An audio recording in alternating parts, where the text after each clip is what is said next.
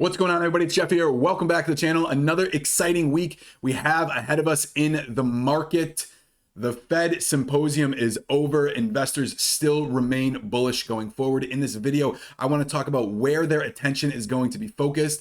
And I also want to talk about the new rule filing that is set to be in effect this Friday and my take on how it could affect AMC going forward. So let's get right into it. First off, all eyes are going to be on the jobs report happening on Friday. Now, this is kind of twofold. And the reason being for this is because investors want to see positive numbers coming back for employment. It shows the economy is recovering, we're moving strong, and everything is good. However, the second part of this is Jerome Powell had said numerous times that before the taper begins, which would mean even before interest rates get risen, he's very clear laying it out, the labor market needs to come back. So investors are really going to be playing this as a positive catalyst for numbers to be boosted higher in the short term, but in the long term, it also means that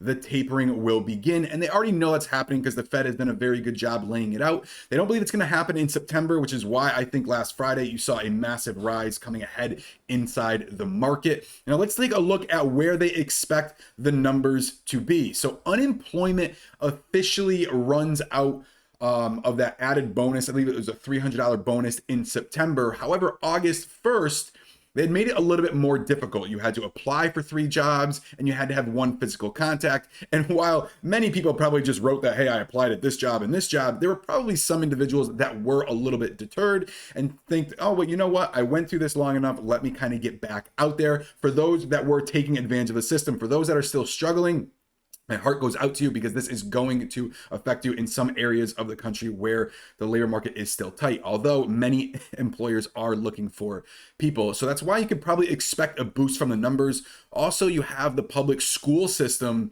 that has started, and I think they expect about 261,000 jobs added. So they're expecting an unemployment rate to fall, job rates to increase. Very, very good for the short term. It's going to play a little bit volatile coming through because, like I said, it's bullish short term, but long term, they just know that that tapering is going to be coming next. And it's a check mark for the Fed to say, okay, we've got that labor market coming back strong. Let's talk further into detail about the tapering happening. So keep an eye coming on that in the this coming week. And Friday, especially Friday and next week, is going to give us a really good idea of where the next month kind of lays out for the entire market. Now let's talk about AMC. We're going to go over this. Okay, this is the nscc 005 ruling. And then I also want to take a look at the charts. So the 005 ruling is increasing the required fund deposit from 10,000 to 250,000. Now, all the funds have known this is going to be happening for a while, so I don't look at this as an immediate boost catalyst happening right away. All right, and especially because they knew that this was happening. All the big guys, they have been able to adjust their, positions to be able to, maintain that deposit requirement. So I don't look at it as a very short-term catalyst. But here's where things get interesting. One, it's probably not going to affect the big guys. However, the little guys that run with much less liquidity, it is definitely going to affect, because if you're not raising this requirement as a percentage, whether you have 1 billion or 5 billion assets under management, or you have 50 billion, that number goes up to 250,000 per member immediately right from there. Now, some of the larger guys have many other little shell companies that, their requirements might affect them a little bit different, but it's not a percentage based requirement increase. So I do see it potentially affecting some of the little guys, but here's where my take is really bullish on this. And I'm going to jump over the charts so we can take a quick look at it. And of course it did lock me out. Give me half a second, because here's the thing.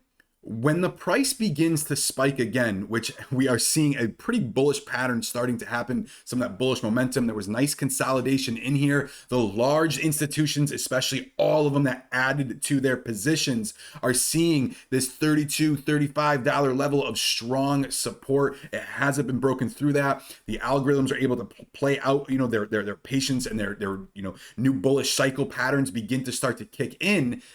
Here's the thing. When the price spikes again, like it did, they're going to have much less liquidity in order to be able to maintain those positions. So while some of the larger institutions, even let's say some of the smaller institutions that had short positions on AMC and bet against it, let's say they didn't get margin called during this run-up. If that run-up happens again, just to the same level, it doesn't even have to go massively beyond, their liquidity, ratios are going to be different. So that's where my take is on this, especially as short interest begins to, or stays at the level that it's at. It's going to cause a big variant going forward for not only, the small funds. We watched that happen at GameStop with Melvin Capital immediately just get wiped out. That's what, was a huge assistance for that one, that price being brought all the way up to the $500 level.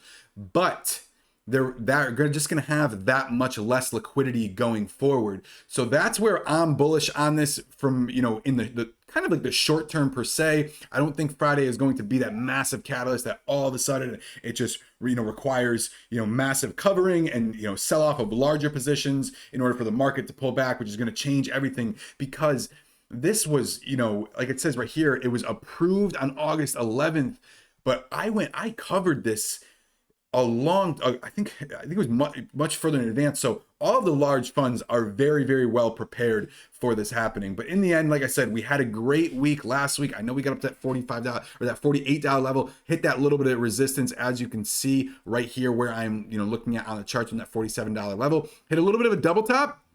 Came into it, and then they kind of, just decided to short us, as well as you never know who was, switching out of these positions, trying to jump over to the other FOMO plays that were absolutely ripping. So just keep that in mind, especially because there are going to be other squeezes and other plays going forward. Keep that in mind. If you're playing smart and you have other funds you want to be able to use in those plays to be able to, build more capital to invest in AMC, kudos to you. Don't always chase the tail, because you ain't never going to catch it. So just remember that going forward. Anyways, I'm excited for Monday. It's going to be another rocking week.